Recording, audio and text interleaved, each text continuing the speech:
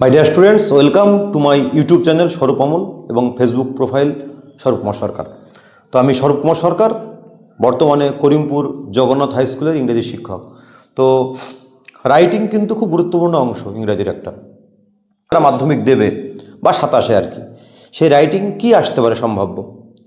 তো আমি একটা ভিডিও, তার সঙ্গে আমি একটু অ্যাড করছি আমার 25 সালে বানানো একটা ভিডিও, টোটাল স্মার্ট বোর্ডে 2017 সালে কিন্তু এই সিলেবাসটা স্টার্ট হয়েছিল। সেখান থেকে টোটাল 17 সাল থেকে একদম আপ টু 24, আমি 25টা বলে দিচ্ছি এখন কী কী রাইটিং এসেছিলো পরপর ওখানে লেখা আছে আর কি। অতএব এই ভিডিওটার পরে সেই ভিডিওটা তোমরা দেখো, তো তোমাদের একটা ধারণা হবে আর কি, এবং যারা 27 সালে মাধ্যমিক দেবে তাদেরও একটা ধারণা হবে যে রাইটিং কি আসতে পারে 27 সালে বা 26 সালে আর কি। তো আমি যে ভিডিওটা গত বছর বানিয়েছিলাম আর কি, তাতে মোস্ট ইম্পর্টেন্ট ছিল স্টোরি এবং এডিটোরিয়াল লেটার এবং প্যারাগ্রাফ, আর নোটিশ ছিল ইম্পর্টেন্ট। কিন্তু গতবার কি হয়েছে, 25-এ রাইটিংয়ের কথা বলি, 25-এ কিন্তু এডিটোরিয়াল লেটার এসেছে এবং সেটা কিন্তু কমন ছিল, ক্র্যাকার্স আর কি। তাহলে একটা কমন এসেছে গত বছর। প্যারাগ্রাফ কিন্তু বইয়ের রাইটিং এসেছিল, কমন রাইটিং প্যারাগ্রাফ এসেছিল, যে অ্যাডভান্টেজেস অফ মর্নিং ওয়াক, বইয়ে টেক্সটেই রাইটিং ছিল এটা। আর 3 নম্বর যেটা এসেছিলো সেটা হচ্ছে রিপোর্ট, এটা একটা ডাকাতের রিপোর্ট এসেছিলো আর কি। তাহলে নোটিশের পরিবর্তে রিপোর্টটা এসেছিলো গত বছর আর কি। তাহলে বাকি দুটো কিন্তু কমন এসছে আর কি, মানে প্যারাগ্রাফ এবং এডিটোরিয়াল লেটার, যেটাকে বলছে অফিসিয়াল লেটারের মধ্যে সেগমেন্টে। তাহলে আমি বলতে পারি 2026-এ সব থেকে ইম্পর্টেন্ট আমি বলছি স্টোরি রাইটিং। যারা স্টোরি, যে কোনো ধরনের স্টোরি রাইটিং তোমরা যদি প্র্যাকটিস করো আর কি। আর রাইটিংটা কি হয়, যেহেতু পয়েন্ট, প্রত্যেক রাইটিংয়ে পয়েন্ট দেওয়া থাকবে এবং নম্বরের, যারা খাতা দেখেন আর কি পরীক্ষা করে, তাদের কিন্তু একটা ফরম্যাট দেওয়া থাকে যে এতে নম্বর এতে দেবে, ফর্মে, কন্টেন্টে, অর্গানাইজেশনে, রেজিস্টারে, তার একটা নির্দিষ্ট নিয়ম আছে, ইউনিটে। তো সেই অনুযায়ী কিন্তু নম্বরটা দেওয়া হয় আর কি, রেজিস্টার। তাহলে কী হয়, তাহলে তোমাকে কিন্তু সেইগুলো ফলো করতে হবে আর কি। তো তার ভিডিও আমার আছে, বা পরে আবার এরকম ভিডিও, প্রত্যেকটা ইন্ডিভিজুয়াল রাইটিংয়ের ভিডিও আমি তৈরি করব, যে কিসে কেমন করে লিখলে রাইটিংয়ে ফুল মার্কস পর্যন্ত পাওয়া যায়। কারণ গত বছর দেখেছি নরেন্দ্রপুর রামকৃষ্ণ মিশনের অনেক ছাত্র ইংরাজিতে 100 পেয়েছে, প্রায় 30 থেকে 40 জন ছেলে 100 পেয়েছে। অতএব তার রাইটিংয়ে তাহলে ফুল মার্কস পেয়েছে। এর জন্য দরকার পর্যাপ্ত অনুশীলন। আমি যে সমস্ত ইন্টারভিউগুলো নিয়েছিলাম, যারা অঙ্কে বা বিভিন্ন সাবজেক্টে 100 পেয়েছে, তার মধ্যে ইংরাজিও আছে। ইংরাজিতে 100 তারা বলতো, তারা নিয়মিত কিন্তু রাইটিংটা প্র্যাকটিস করতো, আনসিন তারা 100-র উপরে আনসিন তারা প্র্যাকটিস করতো, ওয়ার্ড মিনিং সহ। এবং এই যে প্রত্যেক দিন রাইটিং একটা দুটো করে লিখতো, এই অনুশীলন তাদেরকে তাদের লেখার গুণগত মানও বৃদ্ধি পেয়েছিল। আবার লিখতে লিখতে একটা আইডিয়া চলে আসে আর কি, একটা কনফিডেন্স চলে আসে যে আমি যেমনই রাইটিং থাকুক না কেন, পয়েন্ট দেখে আমি লিখতে পারবো। সেজন্য টপিক বলা যায় এটা আসতে পারে, কিন্তু টপিকের ভেতরে এবার নোটিশ, আমাকে বলছি নোটিশ হয়তো ইম্পর্টেন্ট। স্টোরি বলছি, স্টোরি এবছর খুব ইম্পর্টেন্ট, কিন্তু কোন স্টোরিটা আসবে। তুমি 40-50টা গল্প কিন্তু আমরা সেই 5 থেকে 10 পর্যন্ত এই 40-50টা গল্প কিন্তু ঘোরাফেরা করে, তার মধ্যে থেকেই আসে। যেমন বেশ কিছুদিন আগে হেয়ার টর্টয়েসের গল্প আসে, তুমি যদি প্রিভিয়াস ইয়ারের স্টোরি দেখো আর কি, তাহলে দেখবে এই রাইটিংগুলো কিন্তু পরপর এসেছে। তাহলে এই বছর আমি বলবো একটা ইম্পর্টেন্ট রাইটিং হচ্ছে কিন্তু স্টোরি রাইটিং। তোমরা স্টোরি রাইটিং খুব ভালো করে প্র্যাকটিস করো, পাস্ট ফর্মে লিখতে হয়, পয়েন্ট ফলো করে লিখবে আর কি।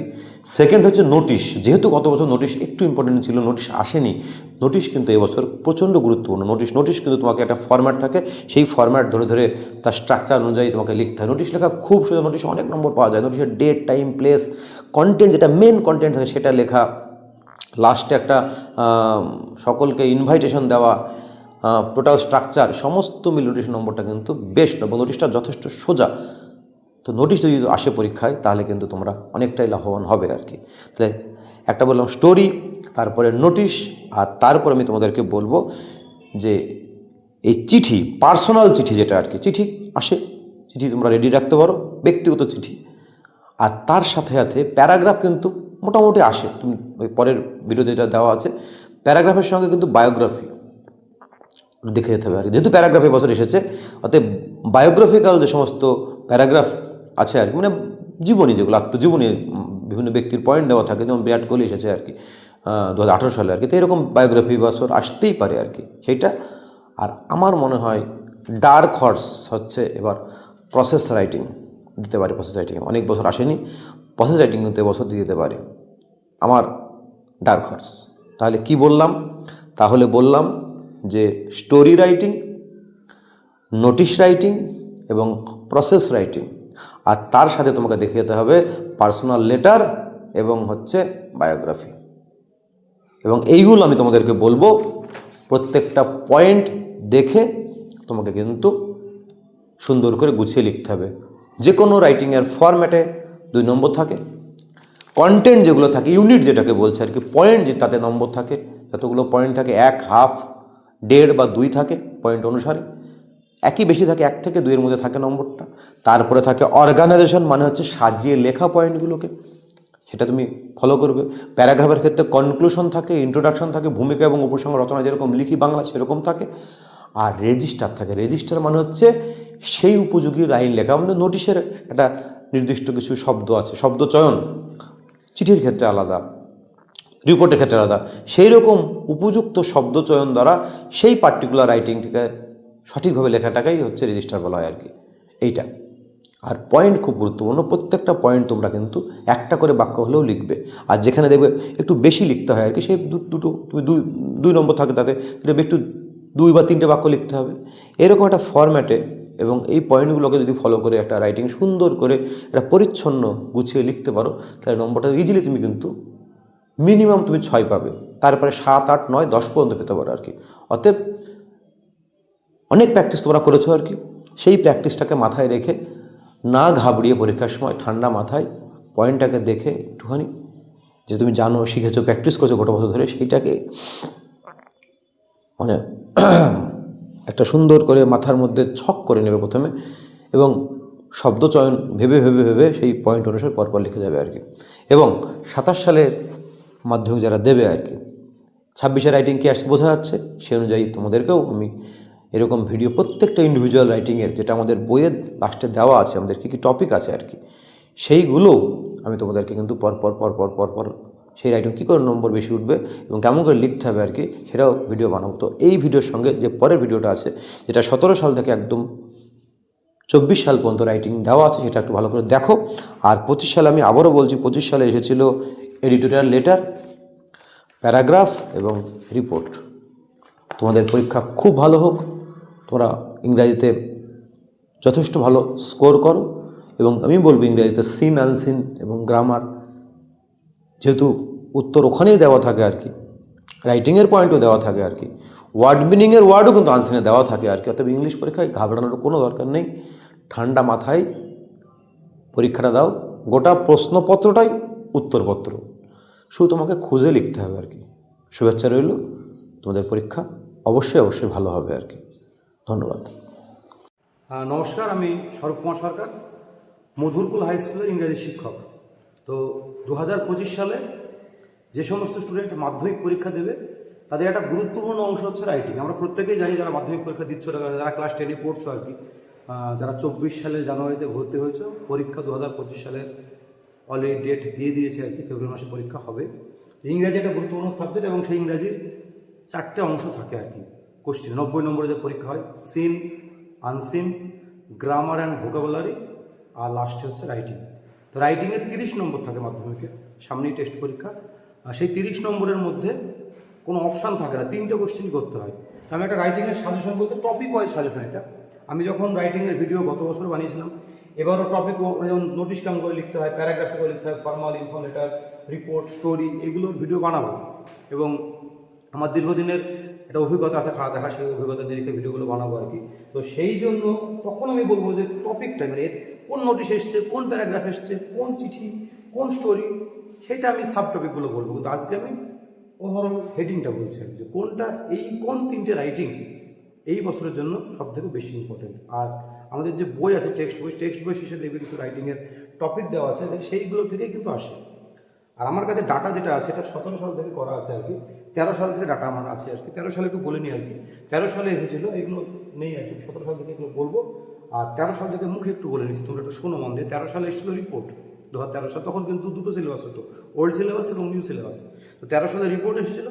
আর 2 রকম চিঠি হয়, ফর্মাল হচ্ছে অফিসিয়াল লেটার, আর হচ্ছে ইনফর্মাল হচ্ছে পার্সোনাল বা ব্যক্তিগত চিঠি, যত রকমের হয় সেই রকম আচ্ছা চিঠি আর কি, ঠিক আছে। তো 13 সালে যেটা এসেছিলো আর কি, সেটা হচ্ছে report, news paper report, informal letter এবং প্যারাগ্রাফ। 14 সালে আসলো, দেখুন রিপোর্টের সঙ্গে স্টোরি মোটামুটি অর্গানাইজ হয়, স্টোরি এসেছিলো আর কি, তারপরে নোটিশ আর এসেছিলো প্যারাগ্রাফ। 15 সালে আসলো আবার নিউজ পেপার রিপোর্ট, তার সঙ্গে আবার ইনফর্মাল লেটার, মানে হচ্ছে যেটা হচ্ছে আমরা পার্সোনাল চিঠি বলা হয়, আর প্যারাগ্রাফ। 16 সালে আসলো নোটিশ, 16 সালে বলছি নোটিশ, ইনফর্মাল লেটার এবং প্যারাগ্রাফ। চিঠি মোটামুটি 1 বছর পর পর আসছে, একবার ফর্মাল লেটার আসছে, একবার ইনফর্মাল লেটার আসছে আর কি। এটা তো এটা আমি এবার 17 সাল থেকে আমি যাই আর কি, তাহলে বুঝতে সুবিধা হবে। 17 সালে প্রথম, 17 সালে আমি এই তিনটে ক্যাটাগরি করা হয়েছে আর কি, 3টে ক্যাটাগরি আর কি, 3টে রাইটিং থাকে। এবার এইটা অনেক সময় দেখুন এই 7-8টা রাইটিংয়ের টপিক আছে বা দেখো তোমরা আর কি, এর মধ্যে থেকেই পরীক্ষা আসে, এর বাইরে খুব কম এসছে আর কি। তাহলে আমি 13 সাল থেকে আজকে বিগত 10-11 বছরের কোশ্চেন যদি আরও পেছনে যায় আর কি, আমি 7 সাল থেকে চাকরি পেয়েছি, তারপর থেকে কোশ্চেন ফলো করছি, খাতা দেখছি আর কি, দেখছি যে এই টপিকগুলো ঘোরাফেরা করছে আর কি। তার মধ্যে ভেতরের টপিক, কারেন্ট টপিক অনুসারে চেঞ্জ, এবং এই বছর যেরকম কি আসলো 2024-এ ওড়িশার ট্রেন রিপোর্টে খুব ইম্পর্টেন্ট ছিল, ওটা পরীক্ষা এসেছে আর কি এরকম। তো সেটা ঠিক করে কোনো সময় যেমন বিরাট কোহলির বায়োগ্রাফি একবার এসেছিলো আর কি, কারেন্ট টপিকটা অনেক সময় দেয়। তো 17 সালে আমি এই সেগমেন্টে আসি আর কি। 17 সালে আসলো স্টোরি, আমি এটা আসি। 18 সালে রিপোর্ট, আবার স্টোরি, আবার রিপোর্ট। 21 সালে কোভিডের জন্য কোনো রকম পরীক্ষা হয়নি। 22 সালে স্টোরি, 23 সালের কোশ্চিনটা প্যারাগ্রাফ এবং বায়োগ্রাফি এসেছিল, মানে রিপোর্ট আসেনি। তো আবার 24 সালে রিপোর্ট এসেছে, তাহলে এবছর ইম্পর্টেন্ট বেশি, কিন্তু এবছর কিন্তু এই সেগমেন্টে ইম্পর্টেন্ট বেশি কিন্তু স্টোরি। স্টোরি কিন্তু মোস্ট ইম্পর্টেন্ট। তাহলে 2025 সালে একটা সেগমেন্টের রাইটিং হচ্ছে স্টোরি, খুব ইম্পর্টেন্ট। এবার তোমাকে কী করতে হবে, স্টোরি লেখা খুব সোজা, পাস্ট টেন্সে লিখতে হয়, তার একটা ফরম্যাট আছে আর কি। তাই স্টোরি প্রচুর প্র্যাকটিস করো, প্রচুর যত রকম স্টোরি তুমি যদি প্র্যাকটিস করে দেখবে, অনেকে নিচু ক্লাস থেকে স্টোরি প্র্যাকটিস করো, 5 থেকে শুরু হয় প্র্যাকটিস করা, বা তার নিচু ক্লাস থেকে 5, 6, 7, 8, 9। তো স্টোরির একটা প্যাটার্ন থাকে আর কি, পাস্ট টেন্সে লিখতে হয়। এবং স্টোরি আমি দেখেছি বিভিন্ন কোশ্চেন ব্যাংক বা বিভিন্ন বই থেকে 40 থেকে 50টা স্টোরি ঘুরে ফিরে আসে, 11-এও তাই। তো সেই স্টোরিগুলো তুমি যদি বাড়িতে প্র্যাকটিস করো আর কি, নিয়মিত আর কি, দেখবে তুমি ডেফিনেটলি স্টোরি কমন পেয়ে যাবে আর কি।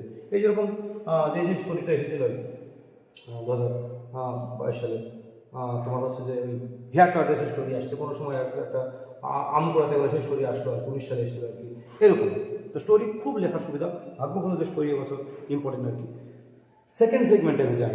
সেকেন্ড সেগমেন্টে হচ্ছে ইনফর্মাল লেটার, ফর্মাল, মানে দুটো ফর্মাল আবার ইনফর্মাল এরকম এসছে আর কি, আবার ইনফর্মাল।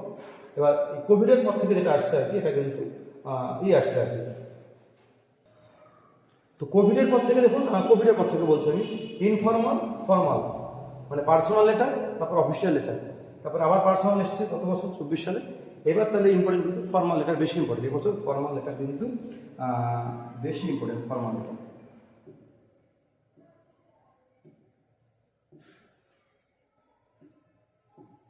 যেটা হচ্ছে official letter.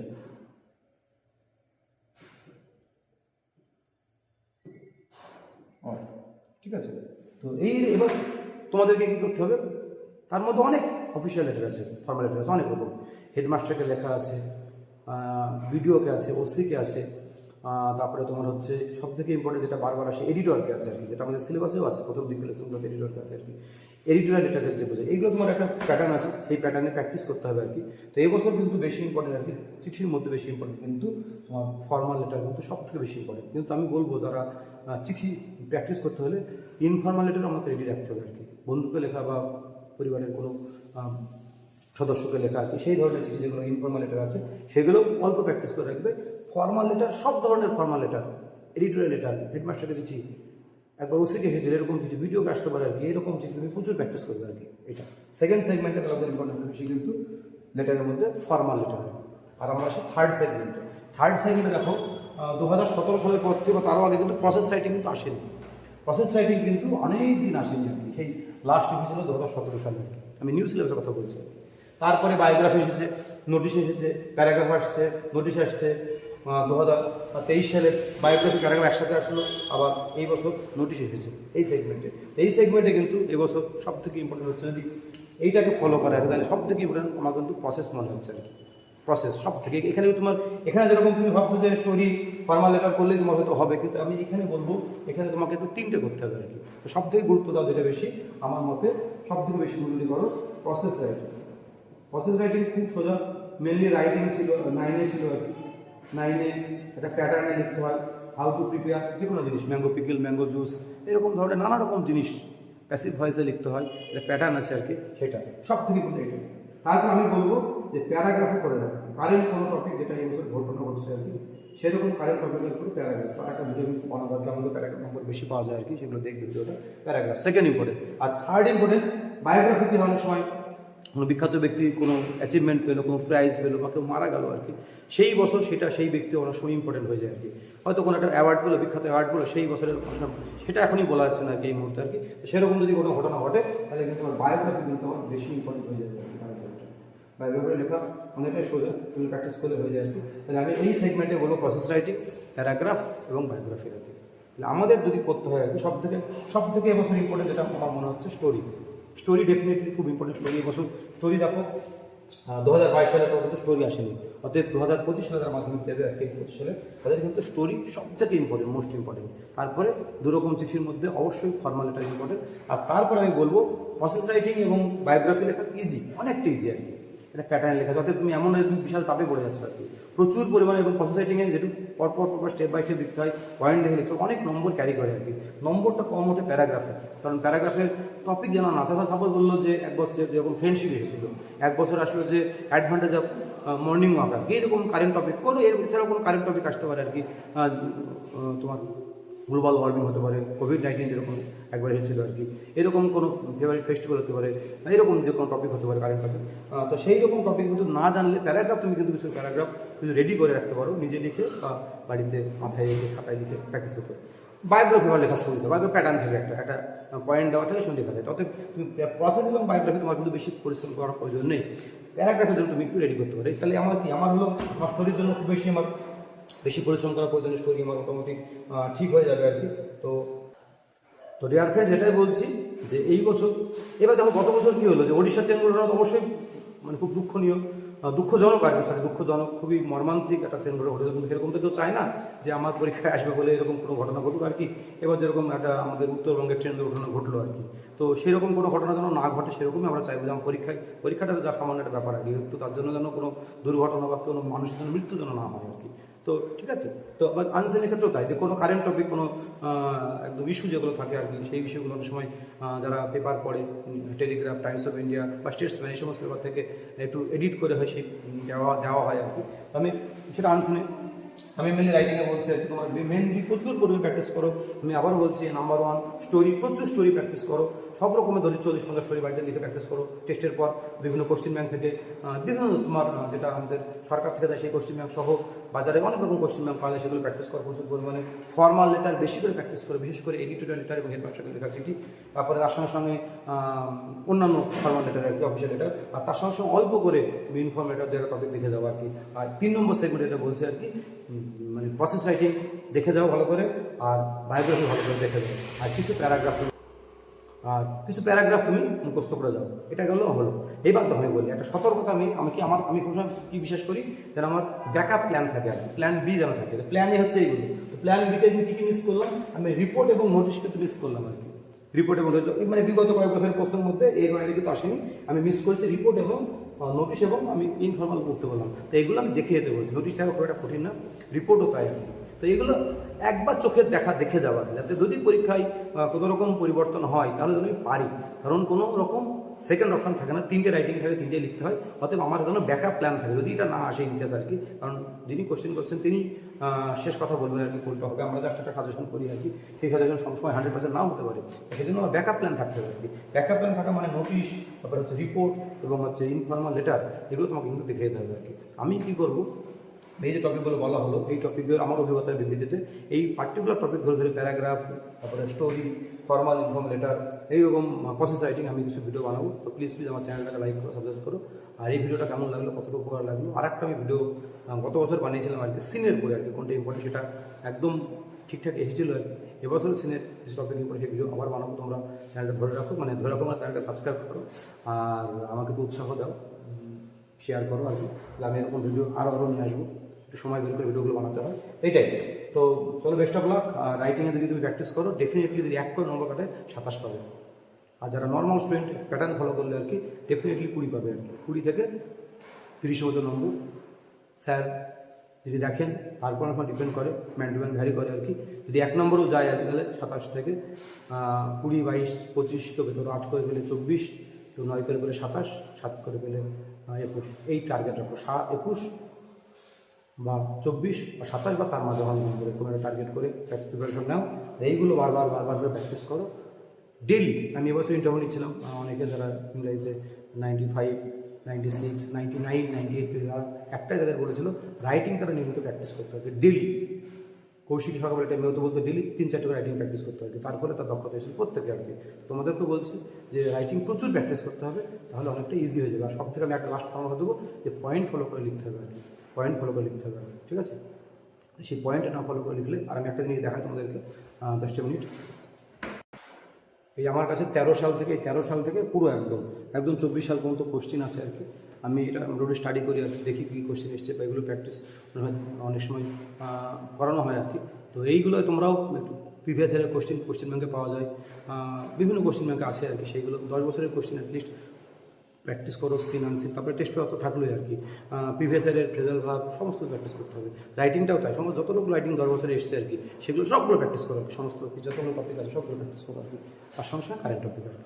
Best of lakh. পরীক্ষা ডেফিনেটলি ভালো হবে। 2025 পরীক্ষা রাইটিংয়ে একদম টার্গেট করো যে 25 থেকে 30 নম্বরে আমি রাইটিংয়ে ক্র্যাক করবো আর কি। তাহলে নম্বর দেবে, ইংরেজি নম্বর, লেটার ডেফিনেটলি লেটার পাবে 80, 85, 90 নম্বর পাবে আর কি। চলো, best of luck. Thank you very much. Thank you.